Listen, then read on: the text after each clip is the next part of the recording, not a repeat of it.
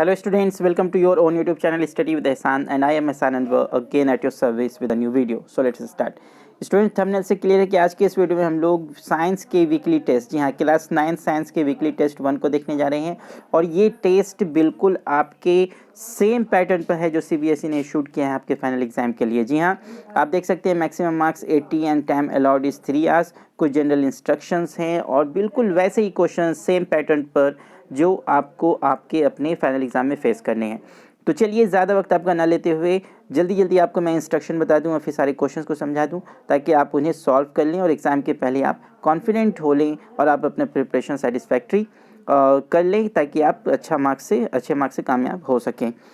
तो चलिए आपको मैं इंस्ट्रक्शन बता देता हूँ कि this question paper consist of 39 questions in 5 sections. तो 39 questions in total there are in this question paper divided into 5 sections. जी हाँ, इंस्ट्रक्शन 2 में है all questions are compulsory, however an internal choice is provided in some questions. A student is expected to attempt only one of these questions. Yes, सारे questions compulsory तो हैं लेकिन कुछ internal choices भी दिए गए हैं और जिस क्वेश्चन में आपका चॉइस है आप ये सॉल्व करें या फिर और में जो क्वेश्चन दिया हुआ है वो सॉल्व करें। कोई एक ही सॉल्व करेंगे, आपको दोनों सॉल्व नहीं करना। अगर आप दोनों सॉल्व करते हैं तो आपको मार्क्स तो दिया नहीं जाएगा और आपका टाइम भी लॉस हो जाएगा। इंस्ट्रक्शन 3 में section A consist 20 objective type questions carrying 1 mark each. Section A में 20 ऑब्जेक्टिव क्वेश्चंस हैं 1 मार्क ईच के। Section B consist of 6 very short answer questions carrying 2 marks each and answer to this question should be range from 30 to 50 words. Yes, 30 to 50 words में आपको एक short paragraph में आपका answer होना चाहिए। Instruction 5 section C consist of 7 short answer type questions 3 marks each. Section C में 7 questions हैं 3 marks each के और आपको जो इसका आंसर देना है 50 to 80 वर्ड्स में देना है, यानी कि मोर देन हाफ पेज या हाफ पेज में आपको देना है, एक पेज कंप्लीट नहीं करेंगे आप। इंस्ट्रक्शन 6 आपका है section D consist of 3 long answer type questions carrying 5 marks each. Answer to this question should be in the range of 80 to 120 words. Yes, आप एक पेज या सवा पेज में आप आंसर दे सकते हैं। क्वेश्चन नंबर 7 है section E consist of 3 source based या case based units of assessment of 4 marks each with sub parts. Yes, section E में आपको 3 मार्क्स क्वेश्चन देखने मिलेंगे 4 मार्क्स ईच के, यानी कि 12 मार्क्स का आपका ये सेक्शन ई है। इसमें भी कुछ पार्ट्स में डिवाइडेड हैं। हो सकता है ये 4 मार्क्स क्वेश्चन आपका 1-1-2 में हो या 1-2-1 में हो या किसी तरह आपको डिवाइडेड होंगे। हो सकती है 2 and 2 मार्क्स के भी होंगे। आप क्वेश्चन को देखेंगे तो आपको अच्छी तरह समझ में आ जाएगा। चलिए क्वेश्चन सेक्शन ए आपका जिसमें 1 मार्क ईच क्वेश्चन है, आप देखते हैं। Match the following with correct response. Yes, 2 columns आपका गिवन है, element, compound, mixture and liquid का एलिमेंट और फिर इधर आपके sugar, mercury, salt solution and gold. कौन किस में मैच होगा आपको सही से मैच करना है। 4 ऑप्शन आपके पास हैं, जो भी ऑप्शन आपका करेक्ट है या मोस्ट अप्रोप्रिएट है वो आपको अपने आंसर शीट पर लिखना है। क्वेश्चन 2 आपका the most abundant material on plant cell wall is. Yes, on the plant cell wall कौन सा एलिमेंट है, कौन सा मटेरियल है जो मोस्ट अबंडेंट है वो लिखना है। 4 ऑप्शन आपके गिवन है, जो ऑप्शन करेक्ट है आपको लिखना है। Question 3 area under a VT graph represents a physical quantity which has the unit. Yes, इस क्वेश्चन आपका डेप्थ में पूछा है। जनरली क्वेश्चन ये आता है कि वीटी ग्राफ में जो एरिया इनक्लोज हो रहा है वो किस क्वांटिटी को रिप्रेजेंट करता है। यहाँ पर आपका है कि वो क्वांटिटी का यूनिट क्या है। आपको बहुत ही अच्छे से पहले क्वेश्चन समझ लेना है, उसके बाद आपको अपना आंसर लिखना है। Question number 4 animal husbandry is the scientific management of. Animal husbandry जो है वो साइंटिफिक मैनेजमेंट किस चीज़ का है आपको बताना है। 4 ऑप्शंस आपके सामने हैं, animal breeding, culture animals, animal live stock या रियरिंग ऑफ एनिमल्स। जो भी आपके हैं मोर देन 1 आंसर भी आपका करेक्ट हो सकता है, इसलिए ऑप्शंस में आपका 2, 3 एंड 4, 1, 2, 3 इस तरह से कुछ ऑप्शंस हैं। आप सारे ऑप्शंस को सही से देखें और फिर जो सही ऑप्शन है वो आप अपने आंसर शीट में लिख सकते हैं। Question number 5 survival of plants in industrial environment has been made possible by the presence of. Yes, terrestrial environment में जो सर्वाइवल ऑफ प्लांट्स है वो किस तरह पॉसिबल हो पाया है वो आपको लिखना है। 4 ऑप्शन देखिए, कौन ऑप्शन करेक्ट है आप उसको अपने आंसर शीट पर लिखिए। क्वेश्चन नंबर 6 है आपका the structure which forms a barrier between the protoplasm of the cell and its external environment in an animal cell is। कौन सा है आपको 4 ऑप्शन सही है, आपको बताना है इस correct option. Calculate the formula unit mass of ZnCl2 nearest approximation. Yes, nearest approximation आपको बताना है, जो ऑप्शन आपका सही होगा नियरेस्ट राउंड कर सकते हैं आप, वो ऑप्शन आपको अपने आंसर शीट में लिखना है। Question 8 to prepare a mount of human cheek cell, to prepare amount of human cheek cell the sample is collected from. Yes, sample को कहाँ से कलेक्ट करते हैं ये आपको बताना है। Question number 9, an object weighs 10 Newton in air when immersed fully in water, it weighs only 8 Newton. The weight of the liquid displaced by the object will be, yes, Archimedes principal से आपका question है, आपको बनाना है, required calculation कीजिए, फिर देखिए कौन सा ऑप्शन आपका सही हो रहा है। क्वेश्चन नंबर 10 है आपका, विच of the following is the position time graph for a body at rest. कोई बॉडी जब रेस्ट में हो उसका पोजीशन टाइम ग्राफ क्या होगा। 4 ऑप्शंस आपके गिवन है, देखिए जो ऑप्शन सही है वो आपको अपनी आंसर शीट पर लिखना है। क्वेश्चन नंबर 11 में आपका सैंपल ऑफ CaCO3 यानी calcium carbonate contains 3.01 × 10⁻23 ions of calcium +2 and CO3 -2 carbonate -2 ions. The mass of the sample is, yes mass of the sample आपको निकालना है। नंबर ऑफ एटम्स गिवन है, sorry number of ions given है आपको, मास of the sample निकालना है। 4 options आपके सामने हैं, 2 ऑप्शन आपका इस पेज में। आप देखिए कौन सा ऑप्शन सही है वो आप अपने आंसर शीट पर लिखें। The cells enclosing the stomata are called dash cells. Yes, जो सेल स्टोमेटा को इनक्लोज करता है उसे क्या कहते हैं। 4 ऑप्शन, आप सही ऑप्शन का सिलेक्शन करें। Question 13, viruses do not show any characteristic of living until they enter a living cell because of the absence of, yes, viruses do not show any characteristic of living, कोई भी characteristic उसमें living का नहीं है। until they enter a living cell, फिर भी वो living cell में एंटर करता है, क्यों, किसके एब्सेंस में वो ऐसा कर पाता है। 4 ऑप्शन आपके सामने, सही ऑप्शन का सिलेक्शन आप करेंगे। क्वेश्चन नंबर 14 आपका है, विच of the following correctly represents 360 gram of water. 360 gram of water को आप और किस तरह रिप्रेजेंट कर सकते हैं। 4 ऑप्शन आपके सामने, आप बताइए कौन सा ऑप्शन सही है। क्वेश्चन नंबर 15 आपका है, what happens on adding dilute HCl to a mixture of iron filings and sulphur powder. आप अगर डाइल्यूट HCl को एक मिक्सचर जो कि आयरन फिलिंग्स और सल्फर पाउडर का मिक्सचर है उसमें डालेंगे तो क्या होगा। ये 4 स्टेटमेंट और फिर ये 4 ऑप्शंस आपके पास, आप देखिए कि कौन सा ऑप्शन करेक्ट है वो आप अपने आंसर शीट पर लिख सकते हैं। क्वेश्चन नंबर 16 में है आपका, क्वेश्चन 16 आप देख सकते हैं on the screen. Milk does not provide dash iron, vitamin A and D, carbohydrates, proteins and fats, minerals like phosphorus and calcium। जो भी ऑप्शन आपको करेक्ट लगता है वो आपको लिखिए। फिर यहाँ क्वेश्चन 17 से आपका असर्शन रीजन बेस्ड क्वेश्चन आ गया। असर्शन है, the bus travels 250 kilometres from Delhi to Jaipur towards the west and then comes back to the starting point. The total displacement is 0 and reason is the average velocity of the bus for the whole journey both ways is 0 kilometre per hour. आपको बताना है, 4 option आपको सही given है। Assertion reason tap question आप पहले भी solve कर चुके हैं। असर्शन सही है, रीजन रॉन्ग है, असर्शन रॉन्ग है, रीजन सही है, फिर एक रॉन्ग है, दूसरा उसका करेक्ट एक्सप्लेनेशन है। दोनों करेक्ट हैं but second is not the correct explanation of A. इस टैप के आपके कुछ ऑप्शंस हैं, आपको केयरफुली पढ़ना है चारों ऑप्शंस को और फिर बताना है कि करेक्ट ऑप्शन आपका कौन सा है। Question number 18, the term vapor is used to represent the gaseous state of a substance that is otherwise liquid at room temperature। Okay, ये एक असर्शन, एक स्टेटमेंट है, आपको इसे समझ लेना है, जो भी कह रहा है फिर डिसाइड करना है कि ये सही कह रहा है गलत कह रहा है। It is proper to regard the gaseous state of ammonia as vapour. Yes, फिर 4 ऑप्शंस आपके सामने, ऑप्शंस जैसा यूजुअली रहता है वैसे ही आप पढ़ें उसे और फिर बताएं कि कौन सा ऑप्शन सही है। क्वेश्चन नंबर 19 आपका, assertion reason based. Epidermal cells on the aerial parts of a plant often secrete a waxy, water-resistant layer on their outer surface। ये ऐसा होता है या नहीं होता है, आप अपने अंडरस्टैंडिंग पर, अपने नॉलेज के बेसिस पर डिसाइड करें कि ये सही कह रहा है या गलत कह रहा है। और फिर रीज़न में है, this aids in protection against loss of water, mechanical injury and invasion of parasitic fungi. और फिर 4 ऑप्शंस आपके गिवन हैं, एज यूजुअल आपको डिसाइड करना है कौन सा ऑप्शन सही है। क्वेश्चन नंबर 20 आप देख सकते हैं on the screen. Question number 20 में आपको क्या कह रहा है, electrons moving in the same orbit will lose और गेन एनर्जी। और रीज़न है, on jumping from higher to lower energy level the electron will gain energy. 4 options आपके सामने, आप बताएं कि कौन सा ऑप्शन आपका सही है। तो यहाँ स्टूडेंट्स 1 मार्क के MCQ जो ऑब्जेक्टिव टाइप क्वेश्चंस थे वो खत्म हुए। अब आपका short answer question section B start हो रहा है, जिसमें हर क्वेश्चन 2 मार्क्स का है आपका। मैं इसे थोड़ा जूम कर दूं ताकि आप इसे आसानी से अच्छी तरह देख पाएँ। और आप अगर चैनल पर नहीं हैं और चैनल को अभी तक सब्सक्राइब नहीं किया तो चैनल को सब्सक्राइब कर दें और वीडियो को लाइक भी कर दें, शेयर भी कर दें। Question number 21, a ball is drop from a height of 10 metre if the energy of the ball reduces by 40% after striking the ground, how high can the ball bounce back. G की value आपको 10 metre per second square लेना है और इसे solve करना है। Internal choice given है इस क्वेश्चन में, चाहे आप इस क्वेश्चन 21 को सॉल्व करें या 21 और में है। Give reason icebergs floating in sea are dangerous for the ship. ये क्यों डेंजरस है ये आपको बताना है, कोई एक ही आप सॉल्व करेंगे।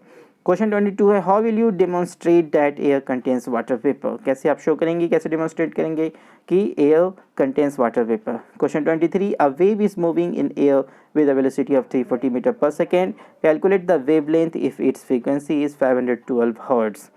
और आपको इसका वेवलेंथ फाइंड करना है, फ्रीक्वेंसी गिवन है, वेलोसिटी गिवन है। आपको मालूम है कौन सा फॉर्मूला अप्लाई होगा, और ज़्यादा फॉर्मूला है भी नहीं सॉन चैप्टर में।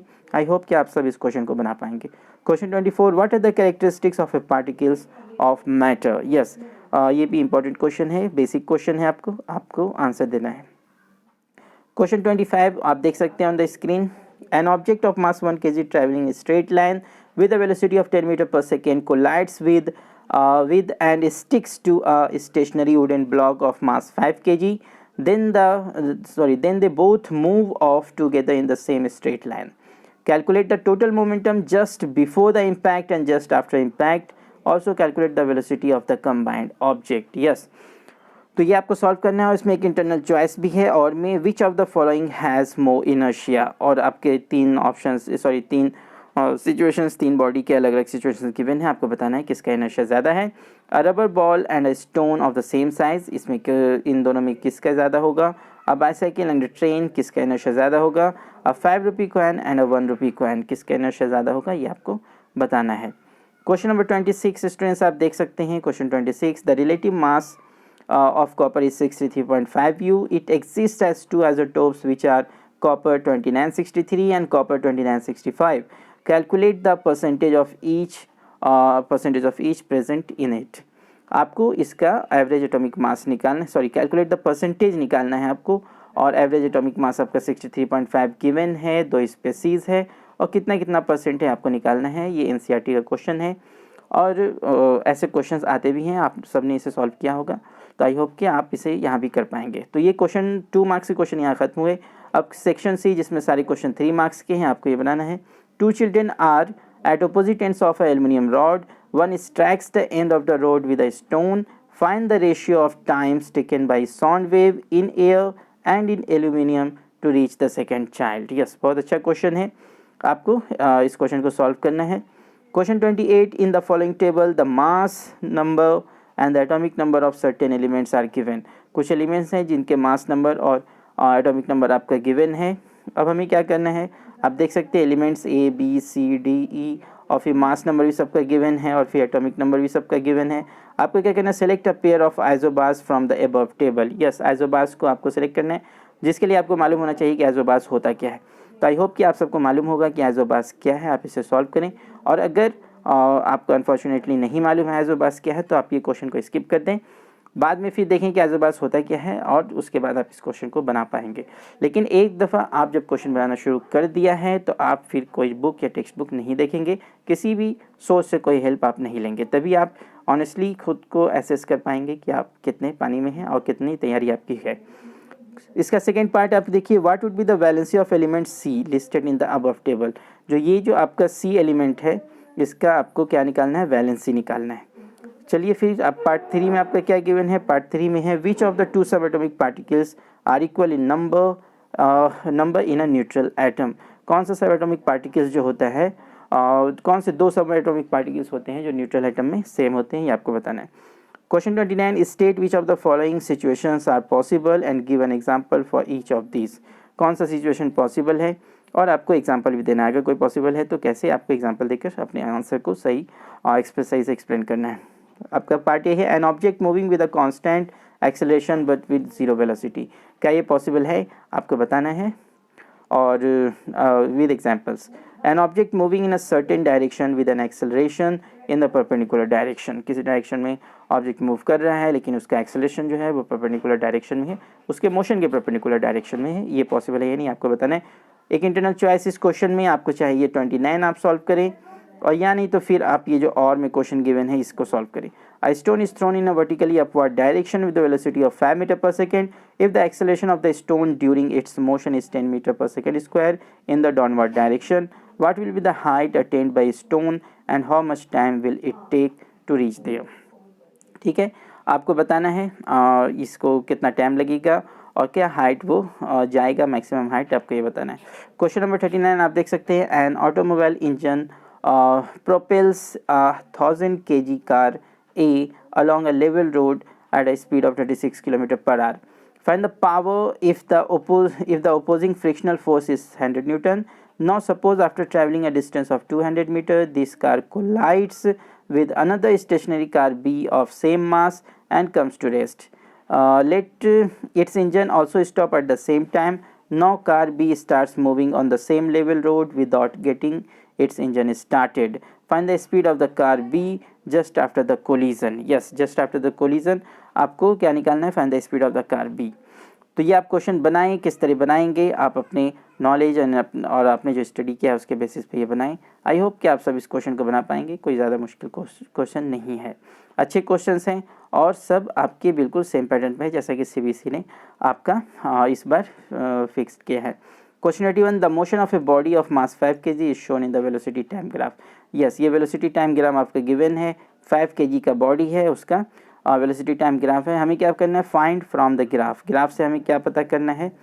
फर्स्ट वन द एक्सेलरेशन, आपको पहले एक्सेलरेशन फाइंड करना है, फिर the force acting on the body and the change in momentum of the body in 2 second after the start. Yes, ये तीन चीज़ें आपको फाइंड करना है। और क्वेश्चन 32 में differentiate between RER and SER। Yes, RER और SER में आपको डिफरेंस लिखने हैं, या नहीं तो एक इंटरनल चॉइस है आपका differentiate between diffusion and osmosis. Yes, diffusion और ऑस्मोसिस, इसमें आपको डिफरेंस लिखना है। And what is its importance, और दोनों का इंपॉर्टेंस क्या है, डिफ्यूज़न का और ऑस्मोसिस का, दोनों का आपको लिखना है। उसके बाद आपका क्वेश्चन 33 है, identify the tissue given in the following figure. चलिए मैं आपको फिगर थोड़ा सा जूम करके दिखा दूं ताकि आप इसे आसानी से समझ पाएँ और क्वेश्चन को सॉल्व भी कर पाएँ। ये आपका फिगर गिवन है, इसमें क्या, identify the tissue given in the following figure, and part 2 mention the characteristic features of the cells, and 3 में आपका क्या है, specify the function of this tissue. Yes, and 4th में name any one part of the plant where these cells are present. तो ये चारों question का आपको आंसर देना है और फिर यहाँ से आपका 3 मार्क्स के क्वेश्चन एंड हुए। अब सेक्शन डी आपका, जिसमें हर क्वेश्चन आपका कितने का है, 5 मार्क्स का है। जी हाँ, 5 marks question, long answer question सब आपका यहाँ से शुरू होता है। कुछ इंटरनल चॉइसेस भी हैं जो मैं आपको बताता चलूँगा।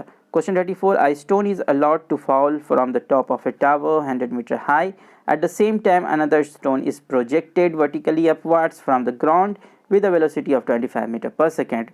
Calculate when and where the two stones will meet. Yes, दोनों स्टोन कब मीट होंगे और आपको पता करना है। सिर्फ कब मीट होंगे यानी कि आपको टाइम ही निकालने कह रहा है। और इसमें एक चीज़ और ये ऐड कर सकता था कि ग्राउंड से कितने डिस्टेंस पर मीट होंगे वो भी आपको निकालना है। तो एनीवेज आपको बस एक ही चीज़ निकालना है, दोनों निकालना है यहाँ पे। Calculate when and where, when and where, तो वेन के लिए आपको टाइम निकालना है और वेयर के लिए आपको बताना है कि ग्राउंड से वो कितने हाइट पर मीट होंगे।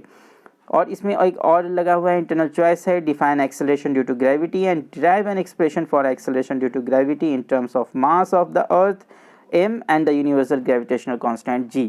यस, स्मॉल g क्या होता है मैं तो अभी आपको नहीं बता सकता क्योंकि ये टेस्ट है, तो आप खुद से इसे बनाएं और फिर सॉल्व करें, ड्राइव करें क्या होता है। या तो आपको सॉल्व करना है तो आप सॉल्व करेंगे, यानी तो ड्राइव करना है तो आप ड्राइव करेंगे। चलिए उसके बाद क्वेश्चन 35 आप देख सकते हैं on the screen. What are cell organelles, cell organelles क्या हैं, write the names of different cell organelles. Yes, cell organelles को डिफाइन करना है और डिफरेंट सेल ऑर्गेनेल्स के नेम को आपको लिखना है। एक इंटरनल चॉइस इस क्वेश्चन में भी आपको describe the role played by the lysosomes. Yes, lysosomes का क्या रोल है ये आपको लिखना है। And what are the term why are they termed as suicidal bags, उन्हें सुसाइडल बैग्स क्यों कहते हैं। And how do they perform their function, और वो अपना फंक्शन किस तरह परफॉर्म करते हैं ये आपको लिखना है। What happened to dry resins? Yes, dry resins में क्या होता है, when placed in plain water for some time। dry resins को जब plain water में कुछ देर के लिए रखेंगे तो उनके क्या होता है वहाँ उनके साथ वो आपको बताना है। and state the reason for whether whatever is observed, आपको रीज़न बताना है, जो कुछ भी आप ऑब्जर्व करते हैं, जो कुछ भी रेजिन्स के साथ होता है वो ऐसा क्यों होता है वो आपको रीज़न बताना है। And what would happen if these resins are then placed in a concentrated salt solution, और इन्हीं रेजिन्स को जब कॉन्सेंट्रेटेड सॉल्ट सॉल्यूशन में डुबा कर रख दिया जाएगा तो क्या होगा फिर आपको बताना है क्वेश्चन। तो आप इसका आंसर दीजिए, किसी एक का आंसर आपको देना है। 35 में एक इंटरनल चॉइस है। क्वेश्चन 36 अब आप देखें, classify each of the following as a physical और chemical change and give reasons. कुछ चेंज आपका गिवन है, उसमें कौन सा फिजिकल है कौन सा केमिकल है ये आपको बताना है। साथ ही साथ क्यों फिजिकल है वो, क्यों केमिकल है वो, आपको रीजंस भी लिखने हैं। तो चलिए यहाँ आपका सेक्शन 5 मार्क्स के क्वेश्चन सेक्शन डी कंप्लीट हुआ। अब यहाँ से सेक्शन ई हमें देखना है। सेक्शन ई में हर क्वेश्चन 4 मार्क्स का है। Read the text carefully and answer the following question. Permanent tissue are of two types, that is simple permanent tissue and complex permanent tissues. Simple permanent tissue is subdivided as follows: parenchyma, collenchyma and sclerenchyma. तो ये आपने पढ़ाई होगा अपने biology के chapter में, tissue chapter में ये आपने पढ़ाई होगा। तो ये आपका यहाँ पे गिवन है। उसके बाद ये देखिए आपका एक फिगर भी गिवन है डिफरेंट टिश्यूज़ के को लेकर। डिफरेंट टिश्यू मैं थोड़ा जूम कर दूँ ताकि आप इसका नेम भी पढ़ पाएँ। यहाँ देख सकते हैं आप कि ये क्या लिखा हुआ है। ये आपका पेरेन्काइमा टिश्यू, ये है आपका कोलेन्काइमा एंड स्क्लेरेन्काइमा टिश्यू, सब आपका गिवन है विद फिगर्स। ये फिगर्स आपका गिवन है, यहाँ तीनों के फिगर्स गिवन हैं। अब आपको करना क्या है इसमें मैं आपको बता देता हूँ।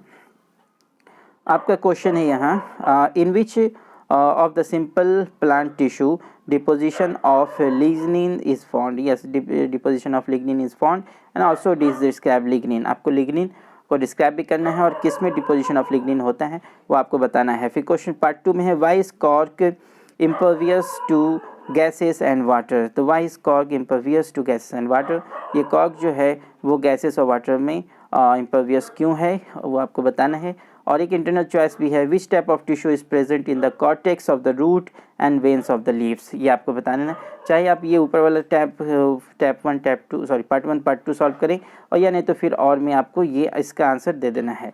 क्वेश्चन 38 में आपका है, read the text carefully and answer the question.